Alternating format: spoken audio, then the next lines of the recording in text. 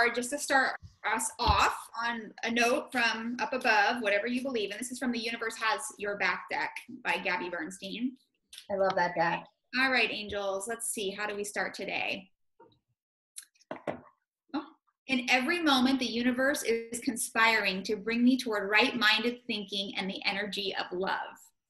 Ooh, that gave me the chills for some reason. Especially because like we were talking about women coming together and supporting each other and empowering one another. And then we pull a card that the universe, we put that intention out. And then what happened? The universe started to conspire to make that happen and bring us toward right-minded thinking and the energy of love. I mean, thank you. I can't get better than that. Yeah, so you guys, it's probably backwards, but at least I'll show it. So anyway, that's a good way to start this off. Thank you, Megan. So for our viewers, I'm just going to do a short introduction. So I'm Laura Kyttanen. I am a lifestyle blogger and I'm a consultant in sensory branding and marketing. And with me today, and my partner in crime is Molly. You want to introduce yourself? Yes, I'm Molly Ades, and I have a clothing line that I designed for breastfeeding and postpartum moms. And I'm also a writer. I write a blog about lifestyle and style and motherhood. So great. And I connected with Molly on Instagram, and we've decided to do this new series because we're both mama entrepreneurs, and we really want to tap into supporting other women and asking questions that we are thinking, but sometimes we're afraid of asking because of the whole judging concept. So this is a space where we aren't going to be judging one another, and we really can delve into fun topics and be light with it. And our first interview, and I'm so excited, is with Meghan Hanna, and I'm going to let Meghan introduce herself. And also, besides what you do, Mama, we should all talk about our kids, the names and the ages of our kids. Okay. So my name is Meghan Hanna. I am the founder of Two Chicks Coctails, a vodka-based ready-to-drink cocktail that's gluten-free, sugar-free, all natural, and delicious. I am the mom. So good. Good. Yeah. It's my little baby. But my other babies are 14-year-old Brooklyn and 12-year-old Gwyneth. So I have two little pumpkin girls that I'm raising right now. Pumpkin girls. And Molly? And I have two boys. Bennett is 8 and Andrew is 6. And I'm the youngest. I'm the most novice at this whole motherhood thing. And I have a 14-month-old. I was like, young boy, Ades. And he's a little rascal, but I love him. So today's topics that we're going to get into with Meghan are around exhaustion and creativity. Okay. I'm in. So I think we should get started with creativity. So Molly has her first question around that. Sure. Okay. So my question, Megan, is now I understand now your kids are a little older, but what do you think is there a connection, or what do you think your inspiration when you started your business and you're also a mother?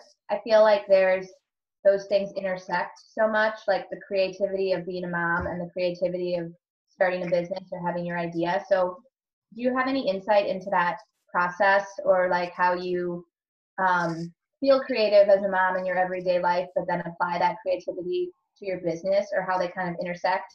Well, I think that when you are a mom and you have little ones running around, creativity, you can't help but be creative because things are coming up all the time and your course is changing on the minute-to-minute basis because children's minds change on a minute-to-minute basis. I mean, when I look back on my kids being toddlers, I mean, one minute they're fine and happy, and the next minute they're like on the floor, life is now ended, right? So as a mom, we don't often look at that as having to be creative in the situation, but you are having to be creative and say, okay, how am I going to bring them out of this? What am I going to, what even happened here? And so you have to be creative in just adjusting your own course and where you're at. And so I think as you start your own business, those same things happen. So it's not just being creative in your branding or your concept or your idea, but also being creative in how you respond and react to problems. And that's exactly what being a mama teaches you how to do, is to how you're constantly responding to a problem and trying to react from a place of love. And so I do the same thing in my business. Then I have a follow-up question to that, because I totally agree with you. But then there's this whole idea of a new level of exhaustion, right? Like, I don't know about you ladies, but I've never experienced this type of fatigue.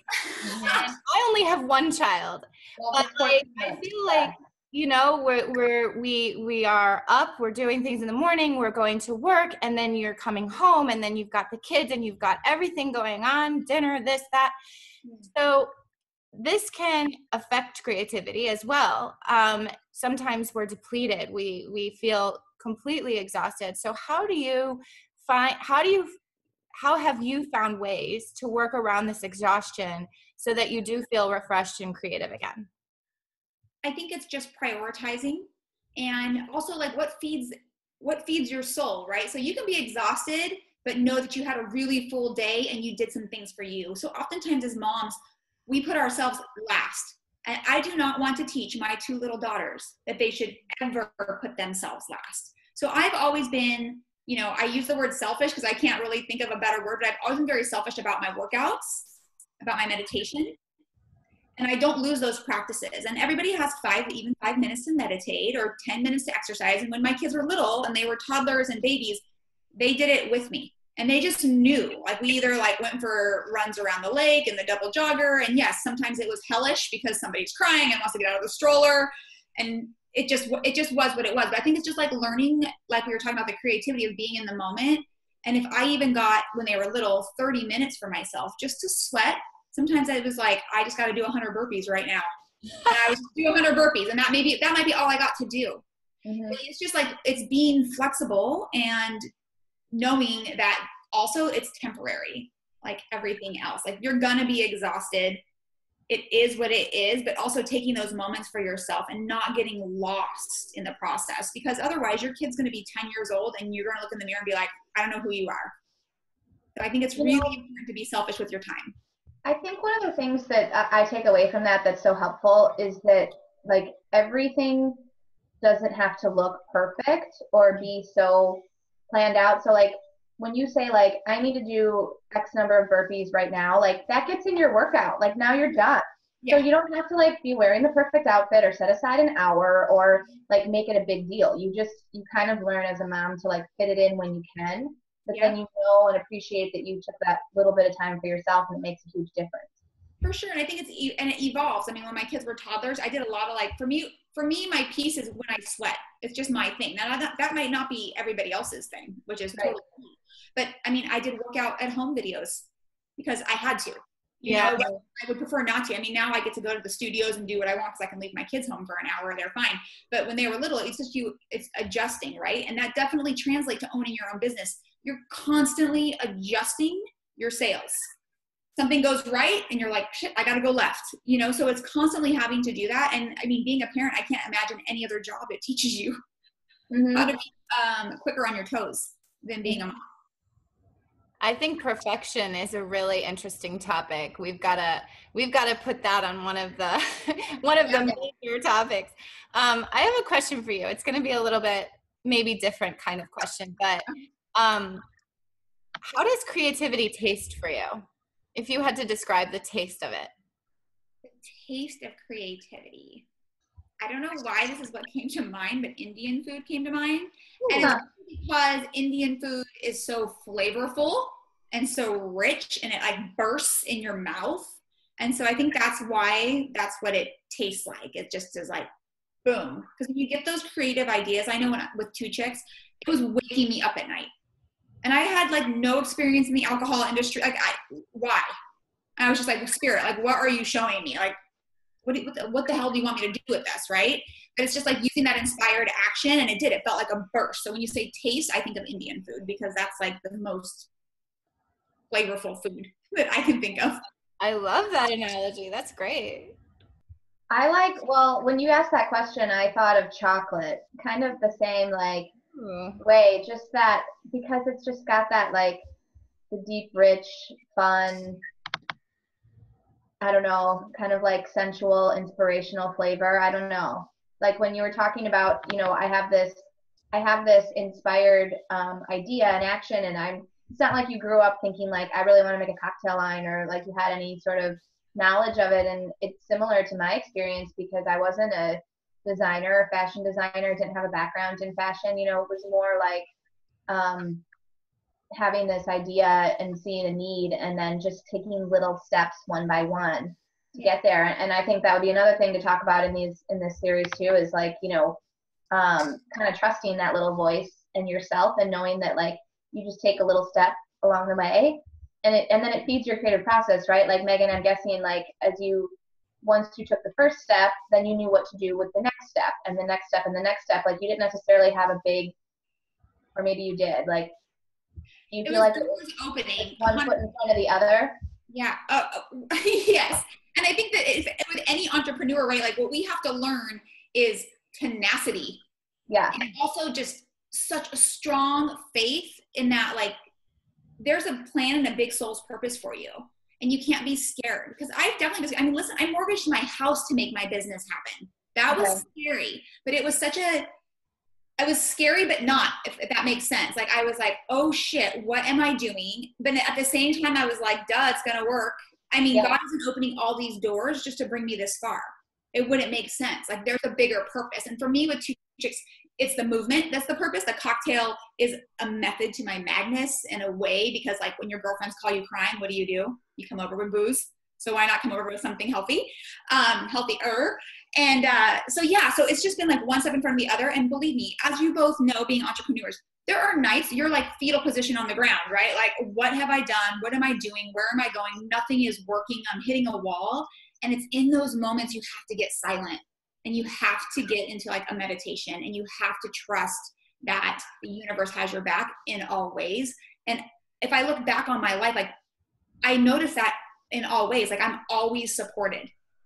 Like, even if oftentimes it's at the last second, and I've been like asking for that to like move a little ahead in the time schedule. I would appreciate if it wasn't like last second, because it's super stressful, but it is always, you are always supported, you know? And so I think that that's part of it. It's just like one step from the other, but there's like following that intuition, that knowing in your gut where you're just like, I just know this is what I'm supposed to do.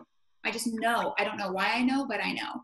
And then also telling your friends about it, because, you know, this person knows this person who knows this person who knows this person, and suddenly everything starts to just weave this beautiful basket. Yeah. You know, for me, like, sorry, Laura, I love the spiritual sort of transformative journey that you have in connection with your business and also with motherhood. I just find that really powerful. Meditation, my girls meditate. And I think that it's been something like for my children, like to know that there's something greater than them at play, and that with all they need to do is tap into that it's within them, it's around them, and that we all, every single one of us has a path, 100% of us, and that there's room for all of us to shine and room for all of us to be abundant and love for all of us. And I want my girls to know that. And what your children learn through modeling, right? And so there's things that I like look at my girls, like the other night I came home and I had been out at some event, and I came home and my daughter had a friend over, and her little friend was so sweet. She's like, you know, I just have been really feeling disconnected from God. And my daughter has like these little cards with like, they have different passages and stuff on them. And anyways, they were pulling cards like I did right before now with affirmations on them. And the card she had asked God, she told me, she says, yeah, I asked God, like, God, how do I connect with you? And she pulled a card about using her voice, and this little girl's a singer, like a legit singer, like performed singer.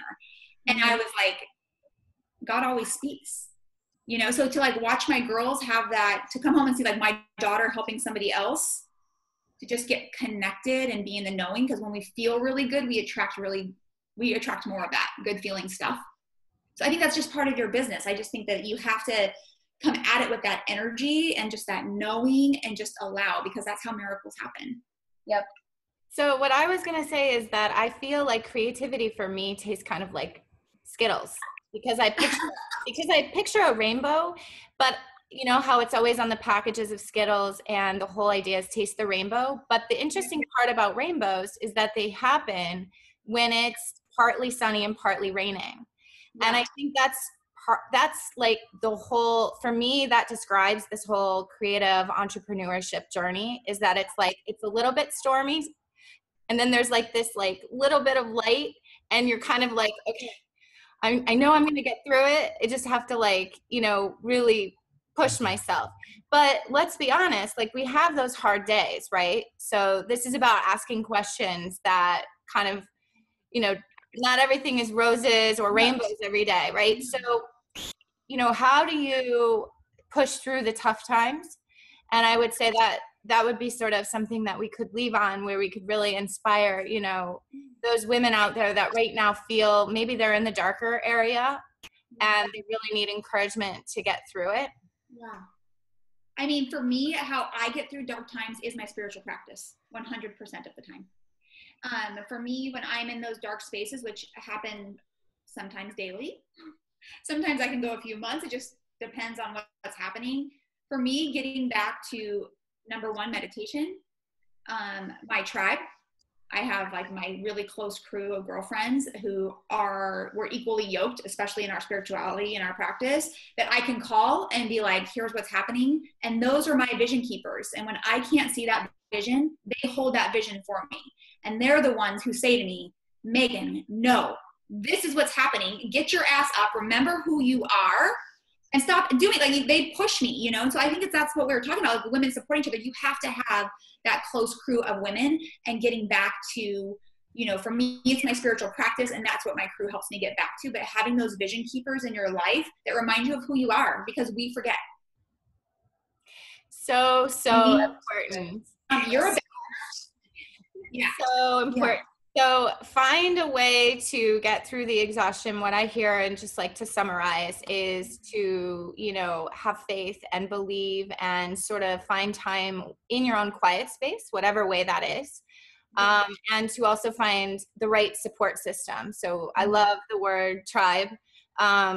I think that's not always easy for a lot of women. Sometimes it's easier, especially right after you have a baby, to kind of just be lost in like everything that you've got to take care of. But like really remembering to tap into the tribe, especially right after baby, and, find the support system. I love all of these tips, and I think they're really relatable. Don't be afraid to ask for help. I would add, I like the finding time for yourself. Like if it's a spiritual practice, or if it's like going for a jog, or like, just any way to like tune in real quickly and get yourself back to center, because that's going to help you make the best decisions. Yeah, agreed. Yeah. And I'm actually going to put that into practice right away, because I realized yesterday, why am I so down? Well, besides the fact that I just got my period, but I know it's because the last month I have not made it a priority to work out or to do those things that really make me happy. And it's super, super important. So thanks for the reminder.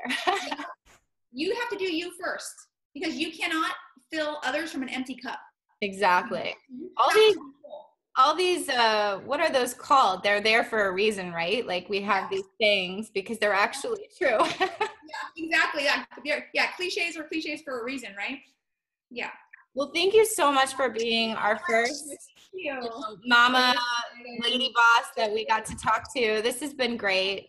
And so I hope everybody else finds this really interesting.